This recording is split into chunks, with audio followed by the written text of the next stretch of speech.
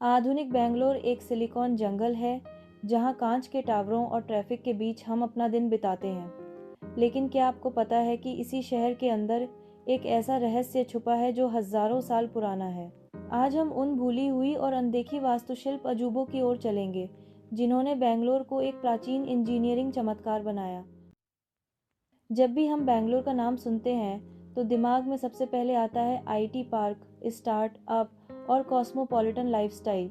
लेकिन इस शहर की कहानी आधुनिक युग से बहुत पहले शुरू होती है। ऐतिहासिक संदर्भ दिखाते हैं कि यह जगह चोलों, होयसलों, विजयनगर साम्राज्य और मैसूर शासकों के अधीन विकसित हुई। हर एक राजवंश ने अपना एक निशान छोड़ा, कभी पत्थर के मंदिर, कभी बावलियां, कभी गुप्त किले। ये स्मारक सिर्फ भक्ति या सुंदरता के लिए नहीं बने थे, बल्कि उनमें खगोल विज्ञान, ज्यामिति और जीवित रहने की रणनीतियां छिपी हुई थीं। आज के ज़माने में उनमें से ज़्यादातर या तो भूल दिए गए हैं या कंक्रीट जंगल के नीचे दब चुके हैं।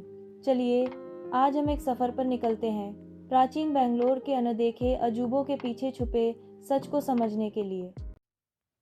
गविपुरम के एक छोटे से पहाड़ी के अंदर गवि गंगाधरेश्वर मंदिर खुदा हुआ है। पहली नज़र में यह एक साधारण शिव मंदिर लगता है, लेकिन जैसे ही आप अंदर जाते हो आपको समझ आता है कि यह एक खगोलीय अजूबा है। ये पूरा मंदिर एक एकाश्म चट्टान में बनाया गया है, मतलब एक ही बड़े पत्थर को काटकर। सबसे दिलचस्प बात, हर साल मकर संक्रांति के दिन सूरज की रोशनी बिल्कुल एक सही संरेखण में प्रवेश द्वार के माध्यम से जाती है और मुख्य मंदिर के अंदर शिवलिंग को प्रकाशित करती है। यह गणना 2000 साल पहले किस तरह की गई होगी। उस वक्त न कोई टेलीस्कोप था, न कंप्यूटर, फिर भी आर्किटेक्चर और खगोल विज्ञान का ऐसा मेल जो आज भी दुनिया को हैरान करता है। कुछ विशेषज्ञों का कहना है कि इस मंदिर के स्तंभ और नक्काशीदार डिस्क वास्तव में एक धूप घड़ी और कैलेंडर के रूप में काम करते थे। मतलब यह सिर्फ भक्ति स्थान नहीं, बल्कि एक वैज्ञानिक वेधशाला भी था। सोचिए, अगर आज के ज़माने में इस डिज़ाइन को स्टडी किया जाए तो हम अपनी पुरानी सिविल इंजीनियरिंग और खगोल विज्ञान के रहस्यों को वापस ला सकते हैं। आज अगर आप सिटी मार्केट के पास जाओ तो आपको बेंगलोर फोर्ट के कुछ ही अवशेष मिलेंगे, दिल्ली गेट और कुछ टूटे हुए गढ़। लेकिन असली कहानी किले के नीचे छुपी है। किंवदंतियों और ब्रिटिश रिकॉर्ड के अनुसार इस किले के अंदर एक भूमिगत सुरंगों का नेटवर्क बना था जो श्रीरंगपट्टनम, लालबाग और पेटे क्षेत्र तक जुड़ा था। इन सुरंगों का इस्तेमाल टीपू सुल्तान और उनके सैनिक करते थे, एक जगह से दूसरी जगह बिना दुश्मन को पता चले पहुंचने के लिए। कल्पना कीजिए, पूरी सेना नीचे के पत्थरों में छुपकर चल रही है और दुश्मन को जमीन के ऊपर कुछ पता ही नहीं। कुछ स्थानीय लोग आज भी कहते हैं कि उन्होंने पुराने जमाने में एक दो गुप्त मार्ग देखे थे जो बाद में ब्रिटिश ने सील कर दिए। ब्रिटिश अधिकारियों को डर था कि ये सुरंगें विद्रोह या प्रतिरोध में इस्तेमाल हो सकती हैं, इसलिए उन्होंने इन्हें कंक्रीट और लोहे के स्लैब से स्थायी रूप से बंद कर दिया। अब ये सुरंगें मौजूद हैं, लेकिन हमारी आंखों से छुप गई हैं। एक खोया हुआ इंजीनियरिंग चमत्कार जो शायद कभी दोबारा नहीं खुलेगा। उलसूर के दिल में स्थित सोमेश्वर मंदिर चोल और विजयनगर वास्तुकला का एक जीवित प्रमाण है। यह मंदिर कहते हैं कि मूल रूप से 9वीं शताब्दी में बना था और बाद में विजयनगर राजाओं ने इसे विस्तारित किया। जैसे ही आप मंदिर के परिसर में घुसते हो, आपको जटिल नक्काशी की एक श्रृंखला मिलती है जो पूरा रामायण और महाभारत बताती है।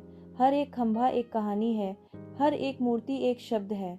यह सिर्फ भक्ति का प्रमाण नहीं, यह एक पत्थर का विश्वकोश है। और सबसे आकर्षक बात, मंदिर के कुछ खंभे ऐसे डिजाइन किए गए हैं कि जब हल्के से प्रहार किया जाए तो वे संगीत के नोट्स उत्पन्न करते हैं। यह एक विशेषता हम केवल हम्पी के हजारा, राम मंदिर और हलेबिदु के स्मारकों में देखते हैं। मैटलैब, बेंगलोर का सोमेश्वर मंदिर भी एक छिपा हुआ संगीतमय अजूबा है जो अभी तक ज़्यादा खोजा नहीं गया है। बेंगलुरु को आज हम गार्डन सिटी कहते हैं, लेकिन पुराने दिनों में इस शहर का अस्तित्व पानी के कुशल उपयोग पर निर्भर करता था।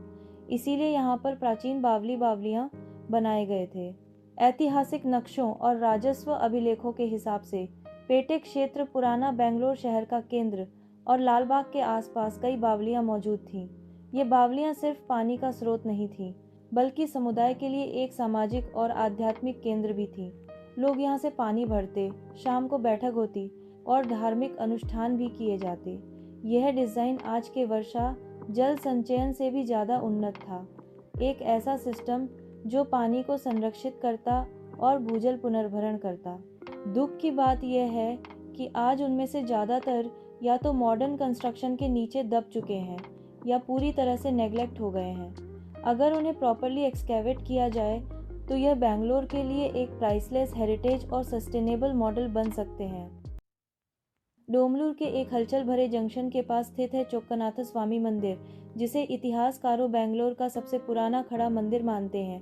यह 10वीं शताब्दी का है और चोलों ने इसे एक ही ग्रेनाइट के ब्लॉक से बनवाया था।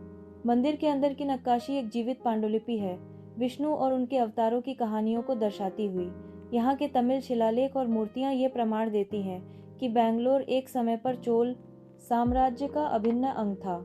आज भी यह मंदिर कार्यात्मक है और भक्तों के लिए एक पवित्र जगह है।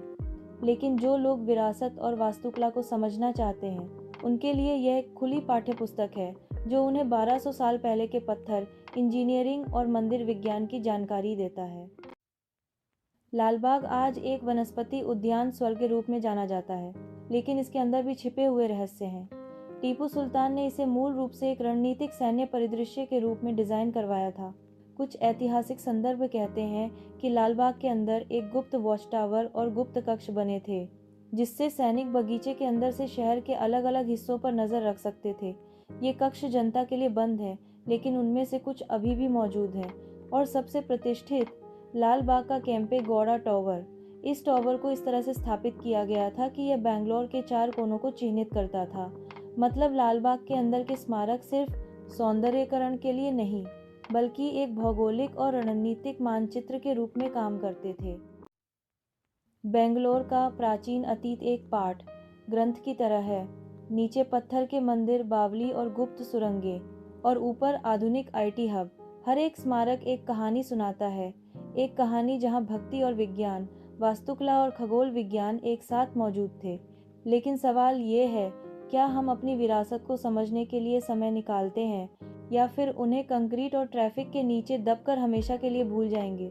अगली बार जब आप बेंगलोर के किसी व्यस्त सड़क से गुजरें, तो एक बार सोचना, क्या आपके पैरों के नीचे एक गुप्त सुरंग चल रही होगी? क्या किसी आईटी पार्क के नीचे एक प्राचीन मंदिर दबकर बैठेगा? और क्या एक दिन ये भूली हुई अजूबे दोबारा अपनी कहानी सुनाएंगे?